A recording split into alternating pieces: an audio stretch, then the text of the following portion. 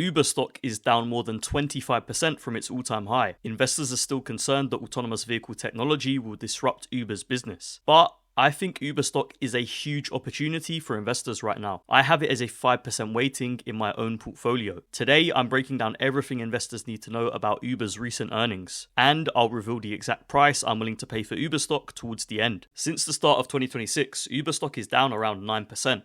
Which is surprising since the stock popped 8% post-earnings. But that 8% gain has basically vanished since the earnings release on May 6th, meaning Uber stock has significantly underperformed the S&P 500, which is up around 8% year to date. So did Uber actually meet their earnings expectations? Their revenue number came in at $13.2 billion, up 14% year over year, but this was slightly below analyst estimates at $13.29 billion. The revenue miss was due to the performance of Uber's mobility or ride-hailing business. Sales rose 5% from a year earlier to $6.8 billion, while analysts had expected revenue of $7.11 billion. Uber's CEO Dara Khosrowshahi said the company faced a complex macro backdrop marked by weather disruptions, geopolitical tensions, and gas price volatility. And this article notes that US gas prices have jumped 50% since the start of the Iran war. And the reason gas prices matter in this context is because Uber is currently offering fuel discounts and other incentives to their drivers. Uber is basically subsidizing fuel to keep drivers active during this inflationary period. And then in terms of earnings per share, Uber came in at 13 cents versus analyst estimates of 70 cents per share. This may look worrying, but it's actually nothing to do with the underlying business. The real reason that Uber missed EPS estimates was due to their equity investments being revalued. Basically, Uber has its own investment portfolio where it holds stakes in smaller delivery companies like Didi and Grab. When the value of these investments go down, it directly affects Uber's net income, hence the $1.5 billion hit. However, Uber's non-GAAP EPS, which excludes their equity investments, actually beat analyst estimates, coming in at 72 cents per share. And then Uber's food delivery segment, which is the fastest growing part of the business, produced $5.07 billion in revenue, up 34% year over year, again beating analyst estimates at $4.89 billion. Next, we're going to look at 5 key points from Uber's recent earnings call, and then I'll show you the exact price I'm willing to pay for Uber stock. First, we have details about platform scale, users, and earners. Uber One surpassed 50 million members, growing about 50% year over year, and now representing over 50% of bookings. Uber One is Uber's subscription service which provides all kinds of benefits to its members. As you can see in this chart, the growth in Uber One members is remarkable. With 199 million monthly active users, Uber One's 50 million members equates to 25% subscription penetration, basically the rate at which monthly users become paid subscribers. Uber One is the key to Uber's business because Uber One members spend roughly 3 times more than non-members and show higher retention, meaning that once they're in the Uber ecosystem, they're less likely to use a competitor like DoorDash for their food orders. The global earner base is at 10 million drivers and couriers. This is healthy because the more drivers Uber's network has,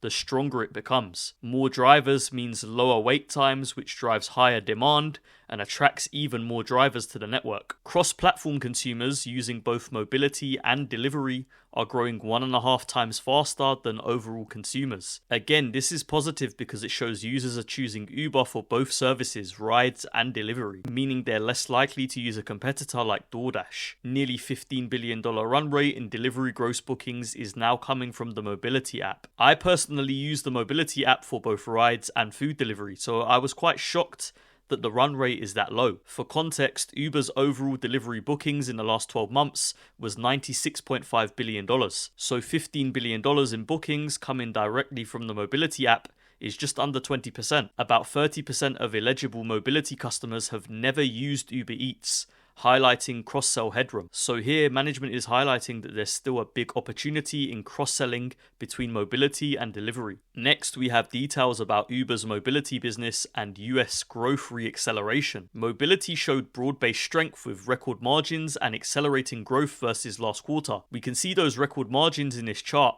reaching 14.5%. You can see over the past 3 years that Uber's operating margin has increased significantly. This is a really healthy sign. US mobility growth accelerated faster than overall mobility and management expects further US acceleration in 2026. This is really important. The US has most of Uber's most profitable markets like New York, San Francisco, and Los Angeles. Airports account for about 15% of mobility gross bookings, 40% of US riders, and 1.5 billion plus annual trips globally are outside the user's home city, underpinning travel-focused initiatives. In markets like San Francisco and Los Angeles, category position is higher than 6 months ago despite AV competition, and trip growth trends are improving. This is huge. Despite investor fears that autonomous vehicle providers like Waymo would take market share, Uber is suggesting the complete opposite, that Uber is the one taking market share and that growth in those cities is increasing. Next, we have extra details about Uber One.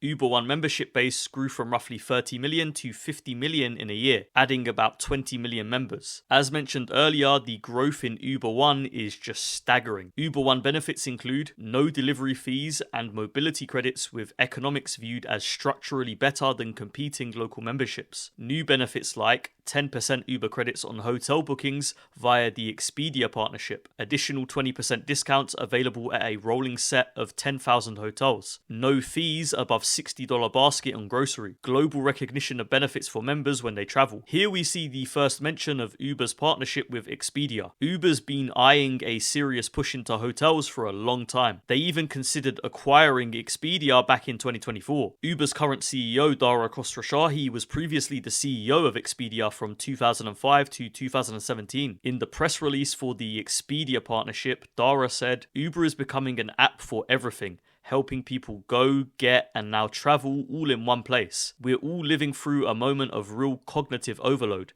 Too many apps, too many decisions, too much noise. At the end of the day, our job is to help people reclaim their time, spending less of it managing the logistics of their life and more of it actually living." So the Expedia partnership seems to me like an extension of Uber's strategy to become the go-to app for everything travel related. Uber plans to continue member days and to fold new products like hotels into Uber One to drive acquisition, retention, and higher spend. Uber seems to be copying the Amazon Prime playbook. Amazon has their annual Prime Members Day, which drives a huge spike in demand. Next, we have one that the skeptics will want to pay attention to: Uber's autonomous vehicle and hybrid network strategy. Uber sees AVs as a long-term large opportunity. Management framed it as another $1 trillion TAM and not a winner-takes-all market. Uber have been saying this for some time now. The AV market will be so big that no single company will hold a large market share anytime soon. Network strategy: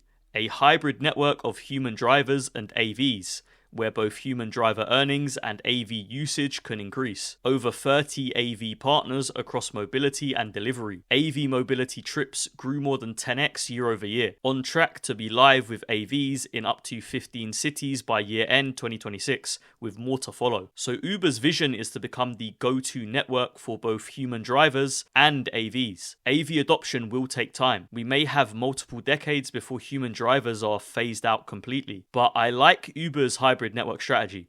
It reminds me of a Visa or MasterCard type situation. Thousands of different banks across the world have integrated with Visa and MasterCard's payment network. Why couldn't Uber do the same thing with AV companies? They already have the network in place. Partners and ecosystem. Partners include firms such as Zoox, which is owned by Amazon, Neuro, Nvidia, and various international AV providers. Launch of Uber Autonomous Solutions to provide technical operational infrastructure for AV partners. Fleet management, data collection, telemetry, operational tooling so partners can focus on building the driver. So the wheels are already turning in Uber's AV ecosystem. Santander financing deal. Uber is building a financing ecosystem for AV fleets with Santander. AV financing is more complex due to uncertain residual values, but AVs on Uber's network can achieve higher and more predictable utilization and revenue per vehicle per day than smaller first-party networks. This supports more robust financing structures. Uber is attempting to solve all of these complex problems on behalf of these AV companies because it benefits Uber to have a fragmented AV market. If there are 100 AV companies competing globally, consumers aren't going to use all these different apps. They'll want a single app that they can use to access both rides and delivery. And that app already exists. It's called Uber. Next, we have thoughts on the competitive landscape and Uber's market position. In mobility, Uber emphasized best-in-class reliability and selection globally as the core basis of competition. Category position has improved in key US markets like San Francisco and Los Angeles. Again, those are markets with active AV competitors, yet Uber is gaining market share. In delivery, in the US, sparse market expansion is a core growth vector. In Europe, Uber is facing more aggressive competition from DoorDash and Prosus, but believes it has held its own while also going on offense by launching in new markets. In APAC, Uber cited particularly strong performance in Australia, re-accelerated to 30% growth via sparse market expansions, Japan and Taiwan. It's important to remember that delivery, partly due to stronger competition, is less profitable than mobility. The European market in delivery is very fragmented, but over time, I believe Uber and DoorDash will consolidate as they have in the US. Uber believes cross-platform advantages, mobility plus delivery plus membership, and its global footprint are unique differentiators versus single vertical or regional competitors. And that's the key to Uber's strategy. They are the only globally scaled platform with both delivery and mobility. Adding their Uber One subscription and advertising into the equation only strengthens their competitive position. Now we're going to look at Uber's valuation. I'm going to show you the exact price I'm willing to pay for Uber stock. If we compare Uber's valuation by operating cash flow against DoorDash, Uber's closest competitor in food delivery, we can see that Uber trades at a much lower multiple. Uber, in green, currently trades at about 16 times operating cash flow, whilst DoorDash, in red, trades at 30 times its operating cash flow. That's despite Uber having their more profitable mobility segment included. However, if we look at this chart, which shows the growth rate of Uber's delivery gross bookings versus DoorDash's gross order volume, we can see that DoorDash's growth rate on a quarterly basis is much higher than Uber's. In their recent quarter, DoorDash grew bookings by over 31%, much faster than Uber's 25% growth rate. This divergence could justify DoorDash's higher valuation. If we look at Uber's historic price to earnings ratio over the past year, we can see significant volatility. The stock went from trading at 19 times earnings down to 10 times earnings, and now back up to around 19 times earnings. It's hard to take anything away from the historic valuation with Uber because their investment portfolio affects EPS so much that the PE becomes distorted. This could be why the stock trades at a discount relative to DoorDash, because Uber's financials are more complex. Now let's turn our attention to Uber's free cash flow yield. A lot of investors will look at Uber's 6% free cash flow yield and believe that this makes the stock undervalued. Over the past year, we can see Uber's free cash flow yield expanded from 4% to over 6% today. A higher free cash flow yield signals the stock is getting cheaper, and vice versa. However, Uber's free cash flow can be misleading because Uber keeps cash reserves for driver insurance. If they increase insurance reserves, free cash flow can look worse.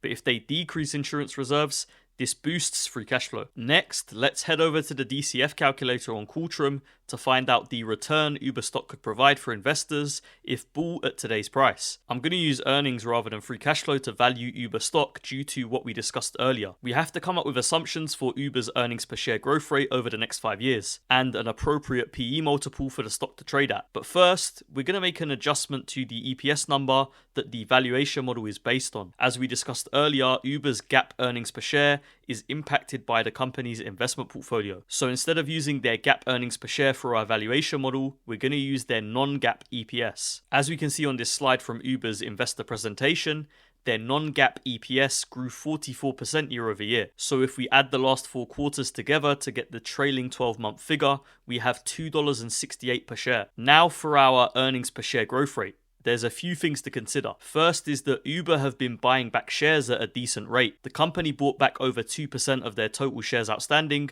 over the past 12 months. This matters because share buybacks boost EPS. Then if we look at revenue, we can see growth stabilizing around the 18% mark. This is obviously a slowdown from the past 5-year average of 38%, but Uber is still benefiting from strong secular tailwinds like autonomous vehicles that can keep revenue growth at or above 15% for at least the next 5 years. And gross bookings growth remains strong at 22% over the past 12 months. As discussed earlier, Uber's operating margin has been expanding rapidly over the past 3 years, and I believe this expansion will continue as Uber grows its subscription and advertising revenue. Higher margins mean faster profit growth, which also boosts earnings per share. With all this being said, I think it's reasonable to assume that Uber can grow EPS at a rate of 20% over the next 5 years. Then for the PE ratio, I expect some multiple expansion as Uber's margins increase and their strong competitive position becomes clearer to investors. I think it's reasonable to assume that Uber stock will trade at around 25 times earnings. Based on these assumptions, you can expect Uber stock to increase from just under $75